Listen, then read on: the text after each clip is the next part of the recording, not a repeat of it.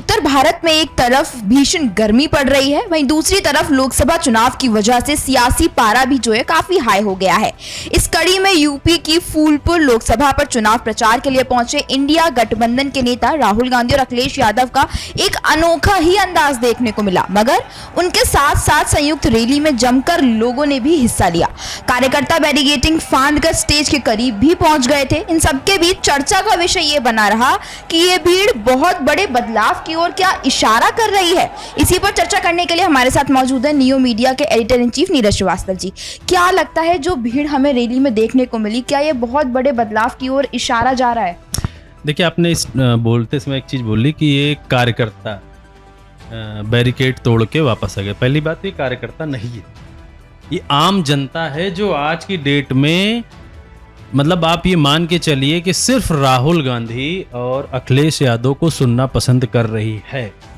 मैंने आपको पिछले अपने इंटरव्यू में, हम लोगों ने डिस्कशन में हम लोगों ने बात की थी, जैसे जैसे हम पूर्वांचल की ओर बढ़ेंगे वैसे वैसे इन लोगों के बोलने का तरीका, राहुल गांधी के बोलने का तरीका या अखिलेश यादव जी के बोलने का तरीका या इन लोगों का जो आम जनता से संवाद है, इंटरेक्शन है, वो तरीका अपने आप को बदलाव में दिखता नजर आएगा।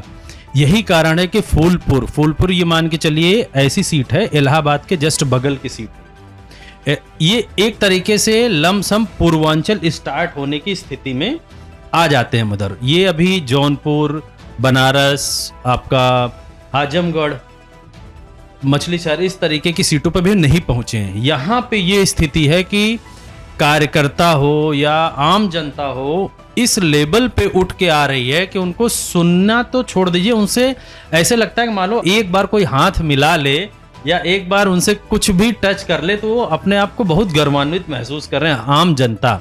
देखिए, जो मुद्दे थे, पहले लोग बोल रहे थे ना, पूर्वांचल में आपका क्या बोलते हैं, राम मंदिर बन चुका है, बीजेपी का था कि राम मंदिर बन चुका है तो उसकी राम मंदिर की पूरी लहर होगी।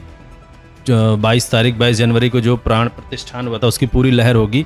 वो सारे मुद्दे दरकिनार हैं।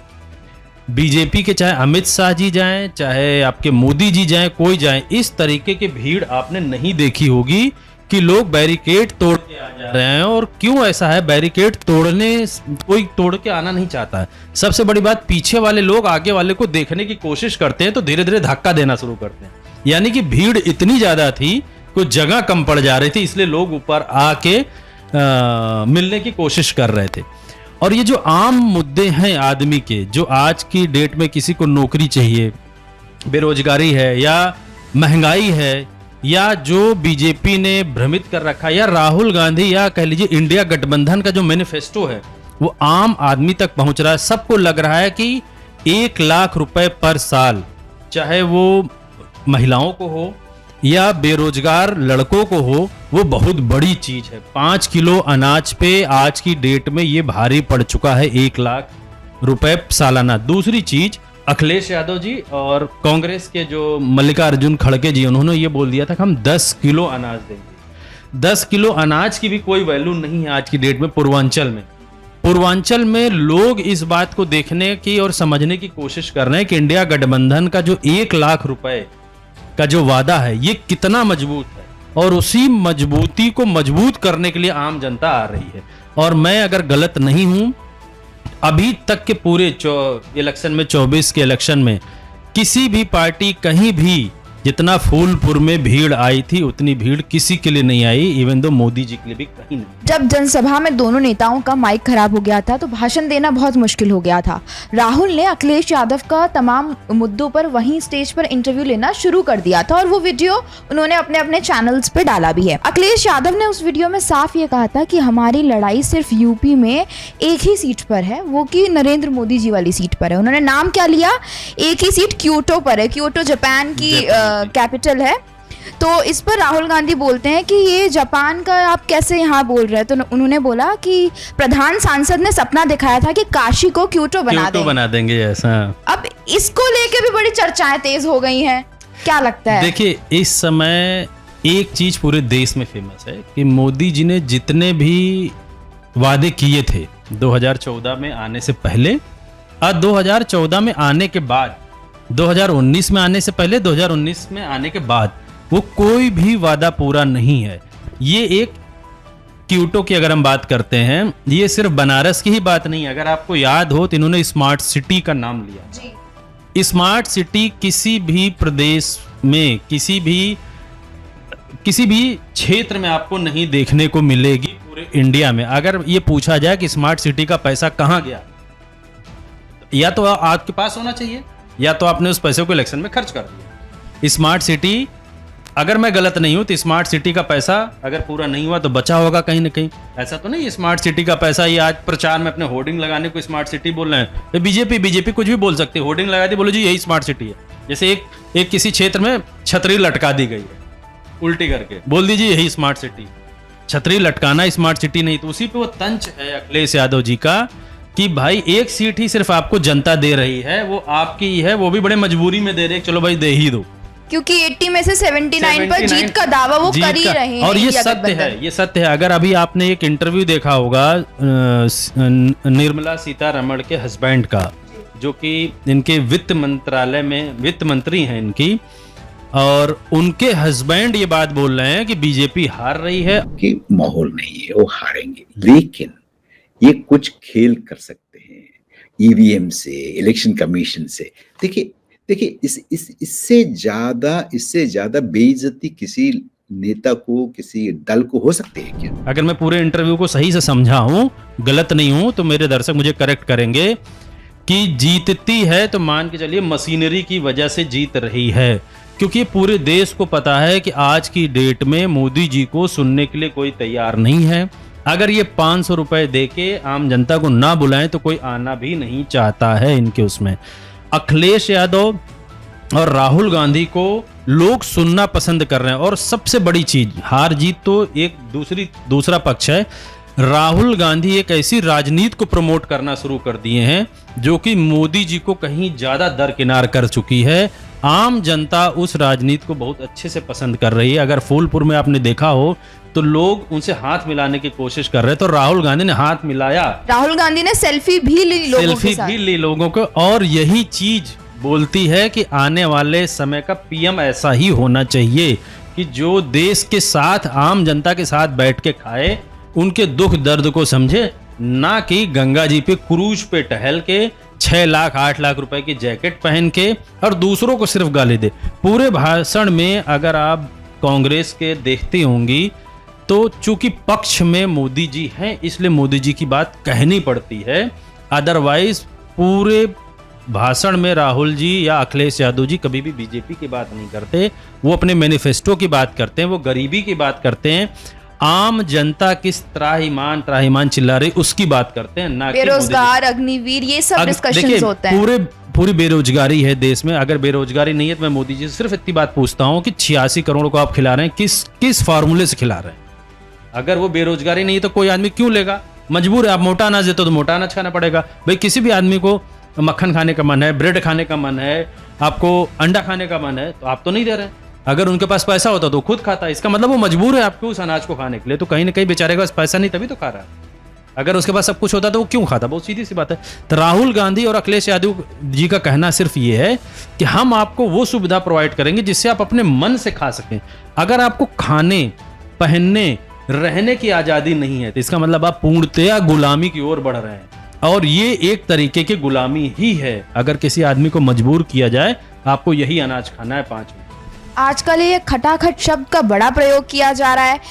अखिलेश यादव और राहुल गांधी ने पीएम मोदी के खटाखट बोलने पर भी तंज कसा और कहा, अखिलेश यादव ने ये कहा कि खटाखट बोलने के बाद पीएम मोदी भी रटारट बोले जा रहे हैं। रट लिया है उन्होंने शब्द, घबरा गए हैं क्या? बैंक अकाउंट में 1 लाख रुपए साल के आपने नोट किया कि मोदी जी खटाखट बोलने शुरू कर दिए। ये आपके खटाखट के बाद वो रटारट खटाखट कर रहे हैं। देखिए, अगर मशीनरी गलत तरीके से काम नहीं की और 2024 में केंद्र में अगर इंडिया गठबंधन की सरकार आती है तो ये इतिहास में, इंडिया के हिस्ट्री में लिख दिया जाएगा खटाखट, क्योंकि ये ऐसी चीज है कि जो लोगों के दिमाग में बैठ चुकी है। जैसे अगर आप ऐसे में किसी प्रोडक्ट का नाम नहीं लेना चाहिए अपने चैनल से, नहीं तो बोलेंगे प्रमोट कर रहे हैं लोग। लेकिन अगर आप कुछ भी सोचें, जैसे आप मान लीजिए डिजिटलाइजेशन सोचें कि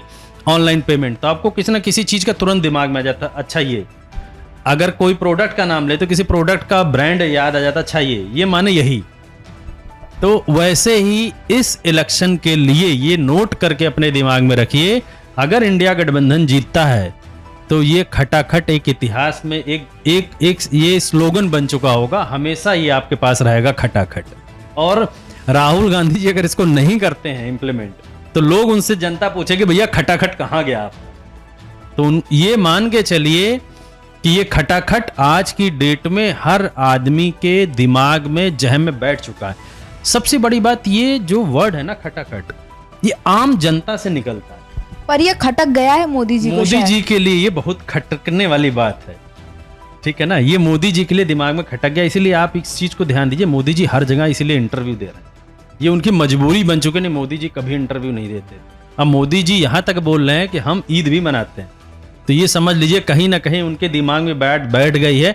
और आपके अखिलेश यादव जी जो बोल रहे हैं कि एक सीट हम छोड़ रहे हैं, वो कहीं ना कहीं ये तंज कस रहे हैं कि अगर सही से बनारस में इलेक्शन हुआ तो मोदी जी भी हार सकते हैं। मोदी जी ने ये बोला हम ईद बना रहे हैं। राहुल गांधी ने इस पे तंज किया था कि अगर आप ईद बनाते हैं तो आप नॉन वेज भी खाते होंगे। बिल्कुल, अगर वो ये बोलते हैं कि भाई बीजेपी के ही लोगों ने बोला ना कि रावण जो रामायण में रावण था, आज अल्पसंख्यक वर्ग उन्हीं से जुड़े हुए लोग, क्योंकि नॉनवेज खाते हैं, ये खाते हैं। तो फिर अगर आप ईद मना रहे थे, इसका मतलब नॉनवेज भी खाते होंगे, बकरीद भी मनाते होंगे। बकरीद में तो पूरा भाई बकरा आपका चढ़ाया जाता है, उसकी बलि दी जाती, फिर उसका प्रसाद खाया जाता है, तो इसका मतलब आप खाते भी होंगे, छुपे हाथ में कहीं खाते हो। वैसे तो मुझे यही पता कि वो नहीं खाते हैं, शुद्ध वेजिटेरियन है मोदी जी। लेकिन अगर आप ईद मना रहे हैं या बकरीद मना रहे हैं, आप बोलते हैं, तो इसका मतलब कहीं ना कहीं आप उस चीज को बोलने की कोशिश कर रहे हैं कि भाई मैं किसी समाज के प्रति द्वेष नहीं रखता हूं,